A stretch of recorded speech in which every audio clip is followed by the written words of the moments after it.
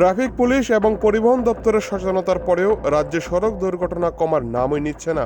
শনিবার দুপুরে রাজধানী আগরতলার পার্শ্ববর্তী সূর্যমণি নগরের অন্তর্গত বাবুল চৌমুনি এলাকায় আগরতলা সাবরুম জাতীয় সড়কে দুর্ঘটনায় মর্মান্তিক মৃত্যু হলো এক যুবকের। এদিন বাসের চাকায় পিষ্ট হয় বাইক চালক। বাসটি বিশালগড়ের এদিক থেকে আগরতলার দিকে আসছিল, অপরদিকে বাইক চালক আগরতলা থেকে বিশালগড়ের দিকে যাচ্ছিল।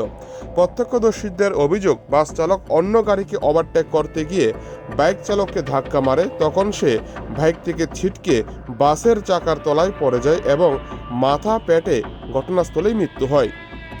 পরবর্তী সময়ে পুলিশ এবং অগ্নি নির্বাপক দপ্তরের গাড়ি পৌঁছে মৃতদেহটি ঘটনাস্থল থেকে নিয়ে যায়। মৃত যুবকের নাম সম্রাট ওরাং, বয়স 40 বছর।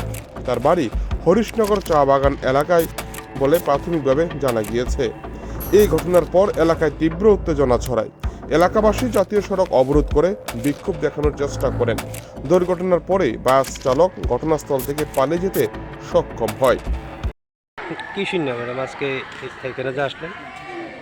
আজ সকাল 11টা নাগাদ আমাদের সূর্যমণি ইউনিভার্সিটির সামনে বাস দুর্ঘটনা হয়। যার সাথে অ্যাক্সিডেন্ট হয়েছে ছেলেটি আমাদের পুনর্বাসকের বিধানসভা চা বাগানে। ও কাজের তাগিদে এসেছিল, বৃষ্টিও পড়ছিল। বাস গাড়ির সাথে যখন ছিল স্পট ডেথ হয়েছে। তা শুনে আমি এখন আমাদের হাপানিয়া হসপিটালে এসেছি এবং দেখেছি এসে এই মর্মান্তিক দৃশ্য। তাহার আত্মার প্রতি শান্তি জানাই এবং তাহার পরিবারে ছোটো ছোটো দুটি বাচ্চা আছে, মারা আছে। সবার প্রতি সমবেদনা জানাই। দুঃখের বিষয়। যার মৃত্যু হয়েছে ম্যাডাম, তার নামটা কি?